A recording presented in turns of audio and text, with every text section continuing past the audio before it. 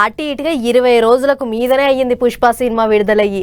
ఇక రేపు టాకీస్లకు వస్తుందనంగా ముందు నాడే ఫ్యాన్స్ తోని కూర్చొని సినిమా చూద్దానికి బన్నీ బాబు వస్తే ఒకరినొకరు తొక్కుకొని ఒక అక్క పానం కూడా పోయింది. ఇక దాని మీద అప్పటి సంధి ఇప్పటి దాకా తుక్కులోలు నడుస్తున్నాయి. ఇటు సినిమా వాళ్ళు అటు సర్కార్ వాళ్ళ నడుమ మాటలే మాటలు. ఇక ఇప్పుడు గీ ముచ్చటెందుకంటే సినిమాల హీరోలు డైరెక్టర్లు సినిమాలకు పెట్టుబడులు పెట్టేటి ప్రొడ్యూసర్లు అందరికందరూ కట్టగట్టుకొని పోయి సీఎం రేవంత్ రెడ్డి సార్లు కలిసి వచ్చారు. మొన్నోపాలి అసెంబ్లీలో మాట్లాడుకుంటే ఇప్పటి సంది బెనిఫిట్ షోలు ఉండవు, సినిమా టికెట్లు పెంచేటి ముచ్చటే ఉండదని రేవంత్ రెడ్డి సార్ చెప్పినుండే కదా. ఒక్క ముచ్చటకే సినిమా వాళ్ళంతా గదిలో వచ్చిరిట. టికెట్ రేట్లు బెనిఫిట్ షోల వరకు టాపిక్ కాదమ్మా, ముందు ఇండస్ట్రీ గ్రోత్ అది చిన్న పార్ట్. అది బెనిఫిట్ షోలు టికెట్ రేట్లు అనేది చిన్న పార్ట్, దానికి ఇంపార్టెన్స్ కాదు. గవర్నమెంట్ పెద్దది, నేషనల్ వైడ్ గా ఇంటర్నేషనల్ వైడ్ గా తెలుగు సినిమాని ఎలా తీసుకెళ్దామనే బిగ్ విజన్. అదే ఎజెండా. సినిమాలు సెకండరీ. సంవత్సరంలో 200 సినిమాలు వస్తాయి, అది ఇంపార్టెంట్ కాదు. తెలుగు సినిమాని ప్రపంచవ్యాప్తంగా హై లెవెల్లో పెట్టడానికి ఏం చెయ్యాలి, హైదరాబాద్ ని ఇంటర్నేషనల్ హబ్గా ఎలా చెయ్యాలి, ఇది చాలా పెద్దవి. చిన్న విషయాలు మనం మాట్లాడుకోవాల్సిన అవసరం లేదు. అగనాట సర్కారు ఏది చెప్తే అదేనాట. వాళ్ళు ఏ ముచ్చట చెప్తారో ఆ ముచ్చటకు కట్టుబడి ఉంటాం అనుకొచ్చిండు సినిమాల పెద్దన్న దిల్ రాజు సారు. ఇంతకీ వాళ్ళ పెద్ద మనుషులంతా కూర్చొని మాట్లాడుకున్న దాంట్లో సీఎం సార్ ఏమన్నాడంటే ఎవరెన్ని చెప్పినా సర్కారు తీసుకున్న నిర్ణయంలో మార్పు లేనే లేదన్నట్టు కరాఖండిగా చెప్పిండు. అంటే బెనిఫిట్ షోలకు పర్మిషన్లు లేదు, టికెట్లు పెంచే ముచ్చటే లేదన్నట్టు. సినిమాల హీరోలు పోయి పబ్లిక్ లో కూర్చొని సినిమాలు చూడొద్దు అనేది గవర్నమెంట్ వాళ్ళు అంటున్న ముచ్చట. ఇదంతా సంధ్యా టాకీస్ కాడైన పంచాయత్ చేయబట్టే అనేది సినిమాల గురించి తెలిసిన వాళ్ళు చెప్తున్నా ముచ్చట. All the other things also, we had smaller issues on trying to create power grid for cinema theaters ani some smaller issues we had asked for, but annitiki ఆయన చాలా పాజిటివ్ గా స్పందించారు. And he was also looking at larger issues of trying to skill people better, ఎందుకంటే the dynamics of employment are changing tremendously. We could all feel his concern on how rapid these AI technologies ఇవన్నీ రావటం వల్ల the changes that are going to happen, వాటికి మనుషుల్ని ప్రాపర్గా skill చేయటానికి I could see a lot of concern and a lot of interest. So all that was very positive. బయట perceive చేసే distance between the government and the industry is not at all there. There was unanimous satisfaction అని చెప్పొచ్చు. ఇక ఇదిట్టుంటే సినిమాల hero Nagarjuna సార్సుతో వచ్చిండు. ఎందుకు రాడు, ఆయన కూడా సినిమాల హీరోనే కదా అంటారా. కానీ హైడ్రా యాక్షన్ లో తొలత కూల కొట్టింది ఆయన ఫంక్షన్ హాలే. అందుకనే ఆయన రాడనుకున్నారు కానీ సారే అందరికంటే ముందుగా వచ్చిండు. సీఎం సార్ కు షెల్ల బట్ట కప్పిండు. పక్క పోయింటే ఉన్న మంత్రి వెంకన్న సార్ కు దండం కూడా పెట్టిండు. లేకుంటే ఆయన ఏమన్నా తప్పు పడతాడు అనుకున్నట్టున్నాడు కావచ్చు. మరి ఇంతమంది వచ్చిండు కానీ చిరంజీవి సార్ అయితే రాలే. మరి సార్కి ఏం పని పడదు. ఇక అన్నమాట మీదంగా తగ్గేదే లేదని సర్కారోళ్ళు కలిసి నడుద్దామని సినిమాలు ఇద్దరు నడుమ పొంతన కుదిరినట్టో లేకుంటే మీది మాటల కంటూల్లో ఇక మీరే అర్థం చేసుకోవాలి. నేను చెప్పుడు ఎందుకు ఇక.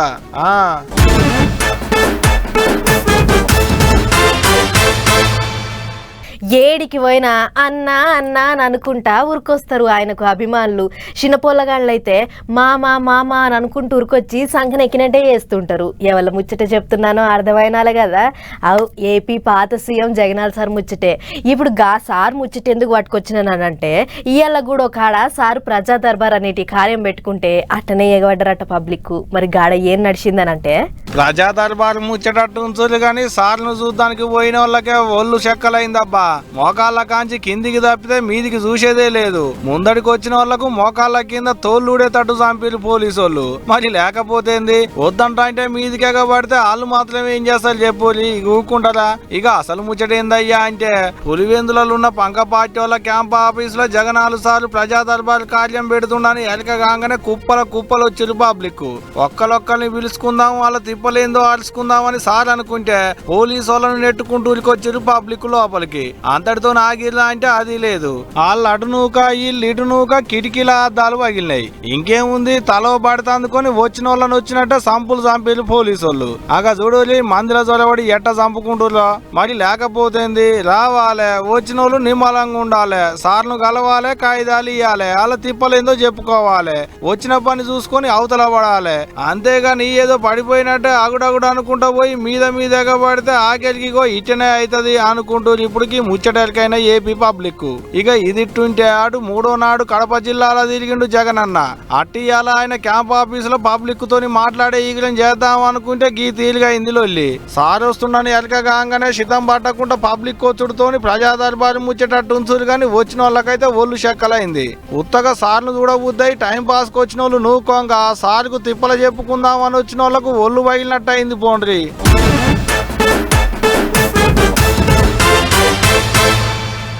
ఏదన్నా కొత్త పని ముంగటేసుకోవాలంటే అయ్యవార్లను అడిగి ముహూర్తాలు చూసుకొని పనులు సాల్వ్ చేస్తారు. కొన్ని మాటల ఎన్ని ముహూర్తాలు చూసినా ఆ పని అస్సలు ముంగటనే వాడదు. ఎవరిలో ఒకళ్ళు అడ్డం తగులుతూనే ఉంటారు. కంసే కం ఏపీ రాజధాని అమరావతి పని కూడా అట్లనే అయ్యింది. 3 రాజధానులు అనుడుతోని ఏది ముంగట పడలేదు. కానీ ఇప్పుడు అట్లా కాదు. ఒక్క రాష్ట్రం ఒకటే రాజధాని అన్నట్టు పనులు జోరు అందుకున్నాయి. ఆగిందనుకున్న అద్దాల అమరావతి పనులు మల్లోపాలి పట్టాలు ఎక్కిన ఇల్లు. నక్షలు గిక్షలు అన్ని చూసుకొని మల్లోపాలి పనులు సాల్వ్ చేసేందుకు తయారైతులు ఏపీ సర్కారోళ్ళు. ఆగిపోయిన పాత బంగ్లాలకు కొత్త ఏడాదిలో కొత్తగా పనులు సాల్వ్ అవుతాయట.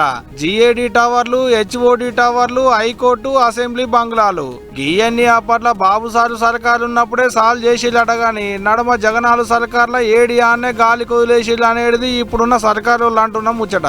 అందుకనే గా పనులన్నింటినీ మల్లోపాలి పట్టాలు ఎక్కించేందుకు నక్షలు గీసినాం అంటున్నారు. 39 ఆంధ్రాలలో హెచ్ఓడి టవర్లు, టెర్రస్, ఎలిఫ్యాడ్ అన్ని కలుపుకొని జిఏడి టవర్లు 47 అంతరాలు, 103 ఎకరాలలో 250 మీటర్ల ఎత్తుండేటట్టు అసెంబ్లీ బంగ్లా, 57 మీటర్ల ఎత్తుండేటట్టు హైకోర్టుకు 7 అంతరాలు అన్నిటికీ నక్షలు గీసిర్రు. ఇక పనులు సగబెడుటే ఆలస్యం.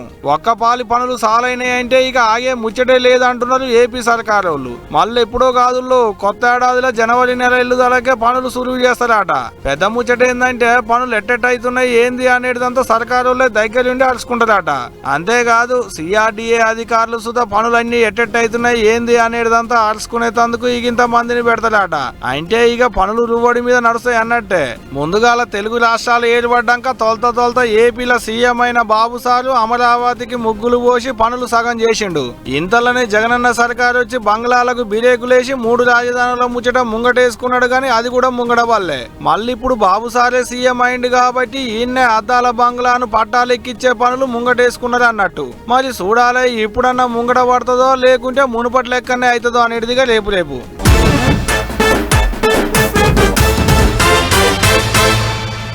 నాయకుడు అనేటోడు దినం జనం నడవల్లే తిరగాలి. అలా సాధక బాధకాలు దగ్గరుండి చూడాలి, అరుసుకోవాలి. ఆపతి సాపతి విని శాతనైనంత సాయం చేయాలి. సర్కార్ తరఫ్కెంచి ఇప్పించేదేమన్నా ఉంటే కొట్లాడి ఇప్పియాలి. అగో గిట్ల చేస్తేనే లీడర్ అనేటోళ్లకు జనంలో ఏమన్నా పతారు ఉంటుంది.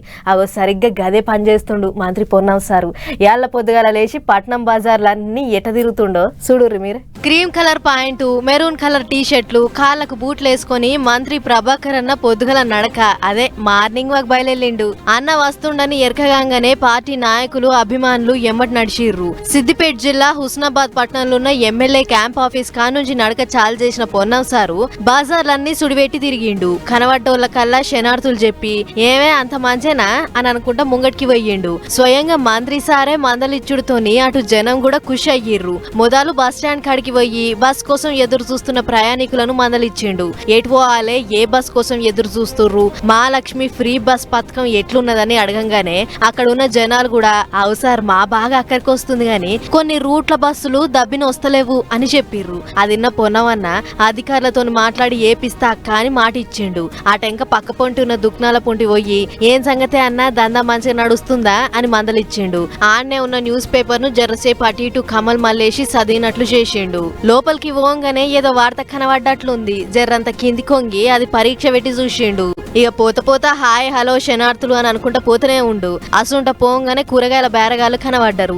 ఏమక్క సలీన్ కూడా లెక్క చేయకుండా దందాకు మళ్ళీర్రు, ఎట్లుంది గిరాకీ అని అడగంగానే ఏముంది సార్ దంచిందానికి బుక్కిందే కూలీ అవుతుంది అని చెప్పిర్రు అక్కలు.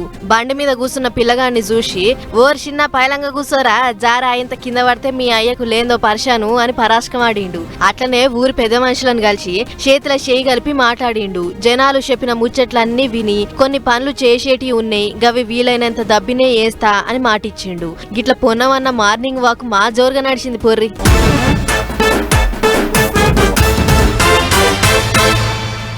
గెలిచినాక ఎంతసేపు మీటింగులు ఆఫీసుల పనులు అనుడు కాదు, అప్పుడప్పుడు సర్కార్ ఆఫీసుల పొంటి కూడా పోవాలి. పోయి అధికారులు ఎట్లా పనిచేస్తుర్రు అని కూడా చూడాలి. కొన్ని ఆఫీసులల్లో ఏళ్ళ కమానం తెగని పంచాయతీలు ఎన్నో ఉన్నాయి, అవన్నీ చూడాలి. అగో గదే పనిచేసిండు మంత్రి పొంగులేటి సీనన్న. భద్రాద్రి కొత్తగూడెం జిల్లాకు పోయి అధికారుల పనితనం ఎట్లుందని చెకింగ్లు చేసిండు. చూడుర్రిగా. వారే వా, మంత్రి అంటే పొంగులేటి సారే పొర్రి. దమ్మపేట మండలం ఎంఆర్ఓ ఆఫీస్కు పోయి రికార్డులన్నీ మల్లేసి చూసిండు. భూమి పంచాదులు తెగనోళ్ళు గా ముచ్చట్ల ఏళ్ల కమానం తిరుగుతున్నోళ్ళ సమస్యలు తష్ప చేసిర్రా, లేకుంటే గట్లనే మాదేం పోయింది అని తిప్పించుకుంటుర్రా అని కమ్మ తిప్పి చూసిండు. ఇక సార్ బుక్కులు మల్లేస్తుంటే ఎక్కడ ఏది బయటపడుతుందో ఏం అడుగుతాడో అని అధికారులకు పించం అయ్యింది. ఇంతలే వారసత్వంగా వస్తున్న భూమిని కొడుకుల బిడ్డల పేర్ల మీదకి ఎక్కిస్తానికి ఏమన్నా పైసలు తీసుకుంటుర్రా అని ఆరాధీసిండు మంత్రి. కొందరికి సారే స్వయంగా ఫోన్ చేసి ఏమైనా పైసలు అడిగిర్రా అని అడిగి తెలుసుకుండు. ఈ రిజిస్ట్రేషన్ కి ఏమైనా ఇబ్బంది పడ్డారా? రిజిస్ట్రేషన్ చేసుకునేటప్పుడు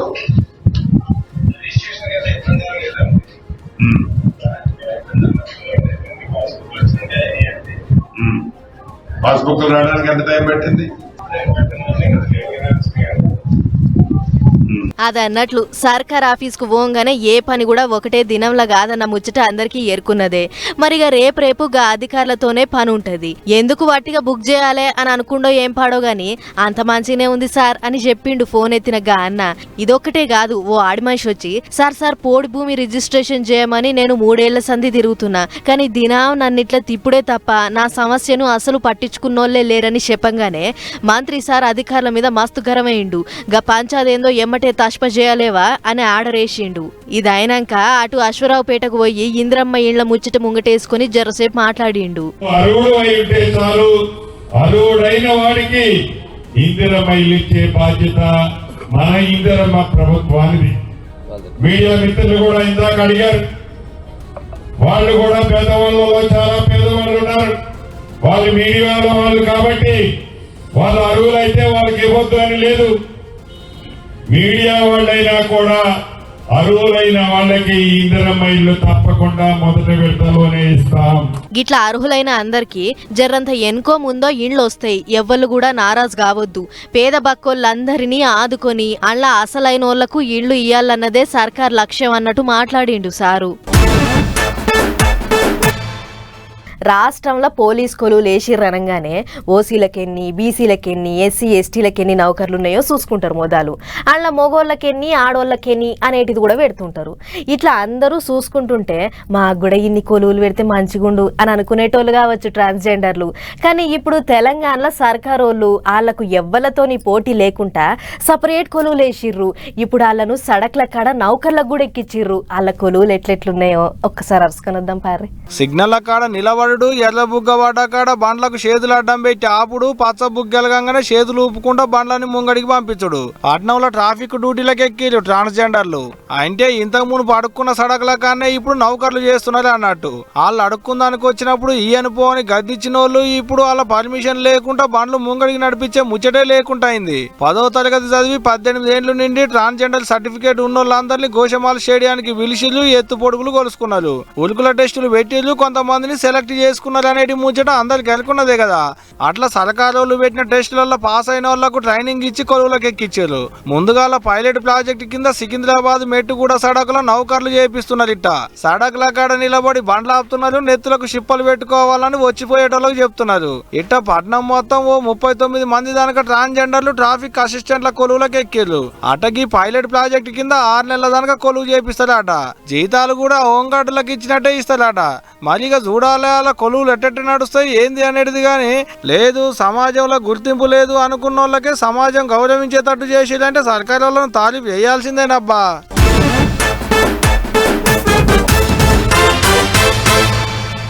ఇప్పుడంటే వాన ఎన్ని గంటలకు వస్తుంది, ఏ వారం వస్తుంది, ఏ జాగల పడుతుంది, ఏ ఊళ్ళో పడదు, ఎంత మోతాదు వాన పడుతుంది అనేది కాకుండా ఉరుములు మెరుపులు పిడుగులు ఏమన్నా పడతాయా అనేటిది కూడా కుల్లంకుల్లా తెలుసుకోగలుగుతున్నాం. కానీ ఓ 20 ఏళ్ళ వెనక పోతే గిసొంటి ఈకమట్లు ఏం లేవు. అందుకే సునామీ వచ్చి ఊళ్ళు కొట్టుకుపోయినాయి అన్నట్లు సునామీ అంటే యాదకొచ్చింది. అది వచ్చి ఇప్పటికీ 20 ఏళ్ళట.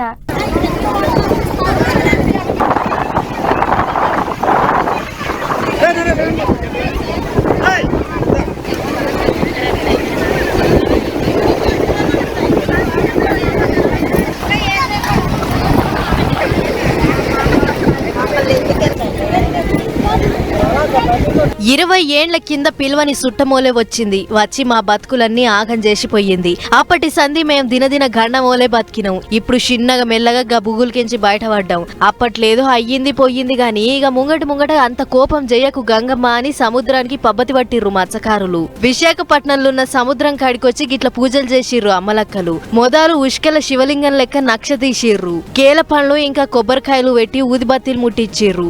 జర్రసేపు ఆడ పూజలు చేసి బిందెలల్లా తెచ్చిన నీళ్లు కొంచెమై సముద్రంలో పోసిర్రు. అంతకంటే మోదాలు డప్పు సప్పుళ్ల నడుమ గంగమ్మ నెత్తిర్రు అక్కలు. గట్ల ఊరంతా గుంపై రాంగా తోవ మొత్తం పండగ లెక్కనే సాగింది.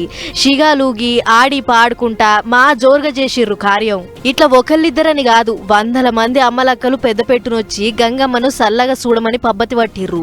ఇంకెప్పుడు కూడా మా మీద కోపం జయ్యకు తల్లి, నీ మీద బతికే మమ్మలను ఆగం జయ్యకన్నట్లు మనసు నిండా దాల్చుకుర్రు. కానీ చూడుర్రి, 20 ఏళ్ల కింద వచ్చిన సునామీ జయంగా ఒకటే దెబ్బకు దాదాపు 14 దేశాలు గజ్జన వణికిపోయినాయి. నెరి ఏపీ దిక్కు ప్రకాశము, నెల్లూరు, శ్రీకాకుళం దిక్కైతే 100 ఊర్లు మునిగిపోయినాయి. అప్పటి ఆపది దాల్చుకుంటే ఇప్పటికీ కూడా జనాలు మస్తు బుగులు పడుతుర్రు. అప్పుడప్పుడు సముద్రం పొంగినా ముందుకొచ్చినా కూడా మళ్ళా గిసొంటిదేమన్నా వస్తదా అని రంది పెట్టుకుర్రు. అందుకే గంగమ్మ మమ్మలను సల్లగా చూడమని పిల్ల జెల్ల అందరూ పోయి సముద్ర తానాలు చేసిర్రు, పూజలు చేసిర్రు, మోకులు పెట్టిర్రు.